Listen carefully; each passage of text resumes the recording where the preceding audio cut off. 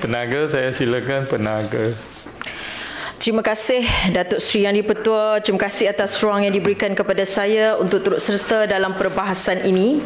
Hari ini Dewan membincangkan cadangan dengan izin Top Up Women Only Additional Seat TWOAS, penambahan kerusi wanita atas alasan untuk meningkatkan penyertaan politik wanita. Namun saya bangkit menyatakan pendirian untuk tidak menyokong cadangan ini. Datuk Seri Yang di-Pertua, perjuangan wanita bukan soal angka, ia soal peranan, suara dan kuasa membuat keputusan. Saya tidak mahu wanita berada dalam dewan ini hanya kerana kita wanita, tetapi kerana kita berkelayakan, mampu dan membawa nilai kepimpinan yang sebenar. Kita selalu menyebut sasaran 30% perwakilan wanita dalam semua peringkat pembuat dasar. Tetapi kita perlu jelas, 30% itu bukan angka kerusi. 30% itu adalah angka kepimpinan. Bertambah kerusi tidak menjamin kita mencapai 30% kepimpinan. Kerusi boleh ditambah dalam sehari, tetapi membangunkan pemikiran, keberanian dan kepimpinan wanita memerlukan proses dan ruang. Kalau kerusi ditambah tanpa kapasiti, kita hanya mencipta wakil wanita simbolik ada kedudukan, tapi agenda tidak bergerak. Politik lantikan menggantikan politik keupayaan. Suara wanita yang diguna sebagai pelengkap persembahan, bukan pelakar dasar, bukan pemerkasaan. Ini tokenisme yang dibungkus seolah-olah oleh kemenangan. Datuk Seri Yang di-Pertua, wanita di luar sana berdepan isu yang nyata, tekanan ekonomi dalam keluarga, peluang kerjaya dan pendidikan yang tidak seimbang, kesihatan mental dan beban kerja domestik yang tidak diiktiraf, isu maruah, keselamatan dan perlindungan sosial, tetapi yang dibawa ke dewan ini hanyalah kerusi. Kerusi tidak mengubah masa depan wanita, dasar yang memberi ruang dan peluang itu yang mengubah.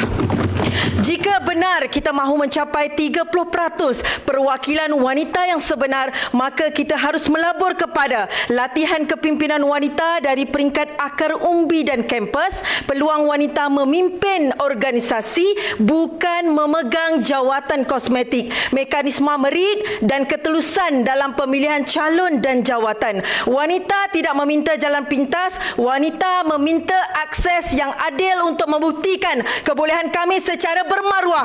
Jangan tabur kerusi untuk diamkan wanita. Beri ruang supaya wanita boleh berdiri sendiri. Datuk Seri Yang di-Pertua, isu kedua yang ingin saya tegaskan ialah tentang isu keselamatan wanita dan kanak-kanak.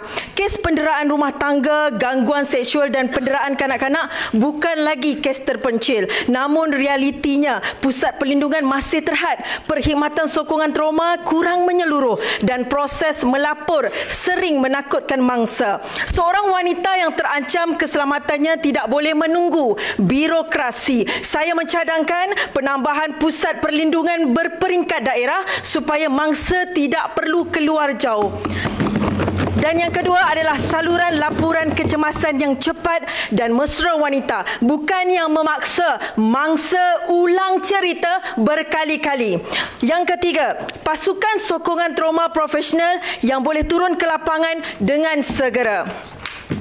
Keselamatan wanita bukan isu kecil, ia adalah asas kepada kestabilan keluarga dan masyarakat. Yang ketiga, Datuk Seri Yang di-Pertua, kita perlu memperkukuh ekonomi wanita Pulau Pinang. Walaupun negeri ini maju dalam sektor industri dan teknologi, ramai wanita terperangkap dalam pekerjaan bergaji rendah atau hilang peluang kerana tanggungjawab keluarga. Apabila wanita tidak berdaya ekonomi, keluarga menjadi rapuh. Apabila wanita kuat ekonomi, keluarga menjadi kukuh, anak-anak lebih terjamin dan negeri berkembang.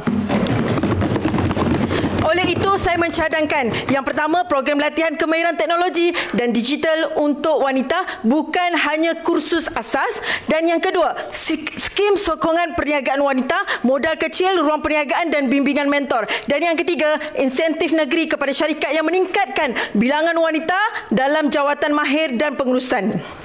Ini bukan pemberian istimewa, ini pelaburan kepada separuh tenaga kerja negeri yang selama ini kurang dimanfaatkan. Datuk Seri Speaker, kami di Pihak Pembangkang bukan berdiri untuk membantah, membuta tuli. Kami berdiri untuk menegur dengan kasih, mencadang dengan niat membina dan memastikan memastikan setiap dasar negeri benar-benar memberi manfaat kepada rakyat, khususnya wanita.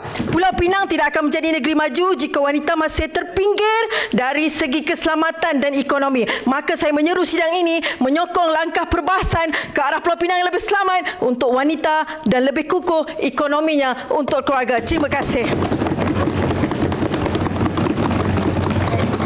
Terima kasih Penaga. Teluk Bahang, sila.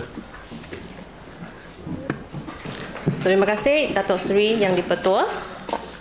Salam sejahtera, salam Madani, Pinian 2030. Datuk Seri Yang di-Pertua, isu pemekasan wanita bukan sekadar soal peluang, tetapi juga peluang kedua. Ramai wanita berhenti kerja kerana nak jaga anak, jaga orang tua, ibu bapa yang uzur dan atau menjalani rawatan kesuburan yang menuntut masa dan kestabilan emosi. Namun, apabila mereka bersedia untuk kembali bekerja, pintu itu sering tertutup.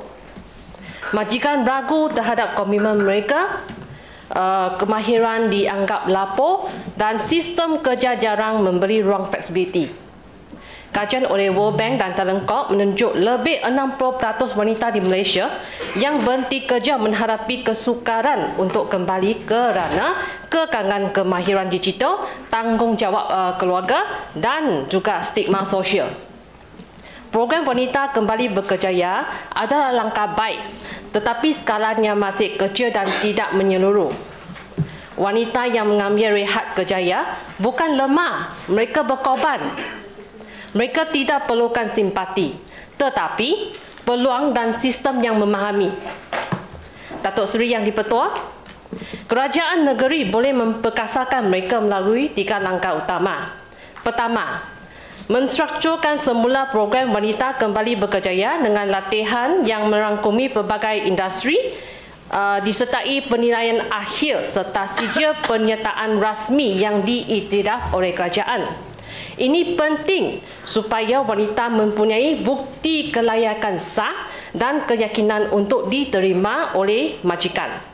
Kedua, memperkenalkan insentif kepada majikan yang mengambil wanita selepas berehat kerjaya melalui konsep seperti dengan izin Internship Placement Matching Grants oleh Talent Corp. Model ini membolehkan majikan menerima geran padanan bagi bayaran allowance latihan industri sekaligus mengurangkan kos pengambilan dan memberi peluang kepada wanita menyesuaikan diri semula dengan dunia kerja sebenar. Ketiga, menubuhkan dana mikro pemekasaan wanita bagi membantu wanita rehat kerjaya memulakan semula kehidupan ekonomi melalui keusahawanan mikro dan koperasi.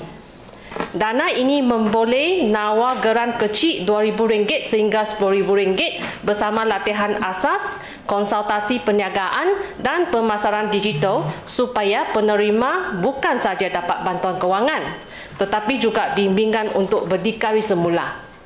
Datuk Seri Yang di-Pertua, pemekasaan wanita tidak boleh berhenti pada slogan. Ia mesti diterjemahkan kepada peluang yang nyata.